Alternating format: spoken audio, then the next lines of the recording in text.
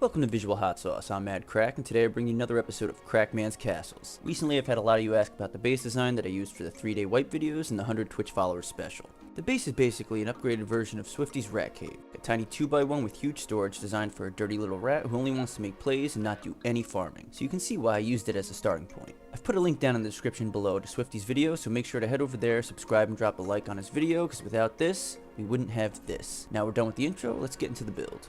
So first we're going to slap down a 2x1, put up walls all around, and a doorway like so. Now you can put up ceilings, upgrade them wood or stone, and then spear them out later when you want to expand, but you're most likely going to end up needing to expand sooner than you think, so you're better off just farming enough resources at the beginning to put up half walls right away. Next, upgrade your walls. I have a tendency to skip stone and go straight to metal, but there's no reason you can't upgrade to stone first. The doorway you're going to end up spearing out later, so for now, just upgrade it to wood and slap down a door. Put a double door frame and a double door here. Again, you can start with a wood door and just upgrade later. Make sure the doors open out so you still have an airlock until you get more resources. Slap down a TC, and it's recommended that you put it on the same side as the wood doorway to make it harder for someone to shoot it out from outside the airlock. From here you can slap down your roof and upgrade.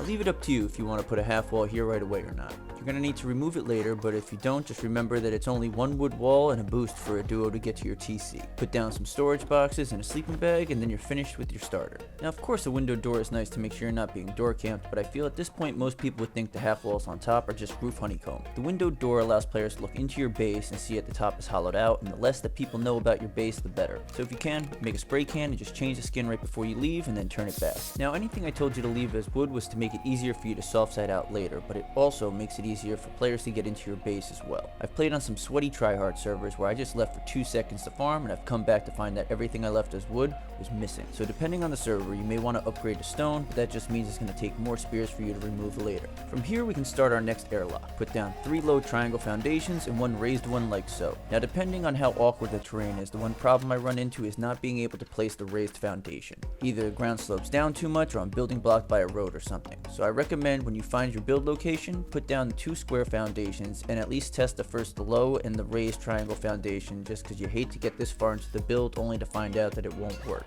Next, upgrade your foundies and then put your walls down in half walls. Put a doorway on the raised foundation, upgrade everything to metal, but leave this one roof piece wood for a way up, or stone depending on what you decide to do with the doorway. Slap down a door, and now you have a new airlock. At this point your base should be looking something like this. 2 squares with 3 low triangles and 1 raised right in front of your front door. But it's missing something. It needs a new airlock. So to prevent players from soft siding this raised foundation, we're going to throw a window frame here, a door frame here, and a floor piece here. Upgrade it to wood so you can remove it out later. Place a door, place window bars, place embrasure. It may feel safe in here, but a duo can boost and loot you through the window, so the horizontal embrasure helps. And always place them on the inside. Go inside and place your triangles for roof storage. Then go out back and place a triangle foundation, half wall, and triangle floor on the back right of your base. You do this so you can go inside and place a middle triangle for even more storage. If it won't let you, it's most likely because of the sleeping bag, so just pick it up and then place it. Just don't forget to place your sleeping bag back down. Go back outside and remove the thatch foundation, half wall, and floor piece. Go back in, upgrade the triangles, and place your boxes. From here, after placing the last box, you can either F1 kill or just take off the door. With the door off, take this opportunity to place small boxes since it's a bit more difficult with the doors on. When placing it back, you can place it however you want, but I would recommend that this time you place it with the doors opening inward, because now you don't need an airlock and it'll give you more space. So now you got 2 airlocks. Go ahead, remove this door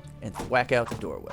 Now that the doorway is gone, place a half wall and a full wall here. Make sure the full wall is hard side facing you. Then where the wooden doorway was, place 2 half walls. Upgrade both top walls and remove the bottom half walls. Now anytime you want to seal up your bunker, just place a half wall here, triangle floor piece here, and then upgrade the triangle. To open the bunker, just whack out the half wall.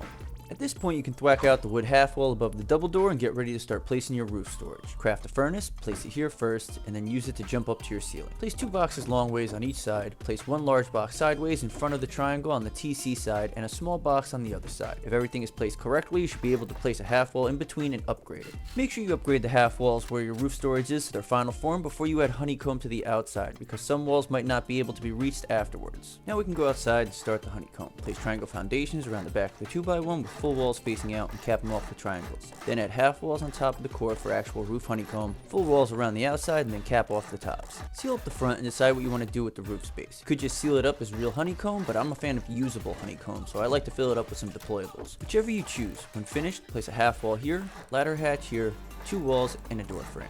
The roof piece auto upgraded to sheet metal, but I would again leave this wood for a way up later. Place walls around, skipping the spot in the middle back. Place triangle floor piece here, triangle foundation here, and then walls all the way up. Seal up your roof with triangles and square floor pieces. For shooting floor peak downs, put 2 triangles on each corner and just 1 in the corner with your front door. Place 3 window frames on each side of the long side and then 2 on each of the short side. Place a door frame on the right side of each corner gap like so, and seal up the roof. If you want to still have roof access, you can always leave a triangle wood piece here and thwack it out later. Place metal window bars in all the window frames to allow bullets out but not players in. Place doors in all corners and make sure they open outward.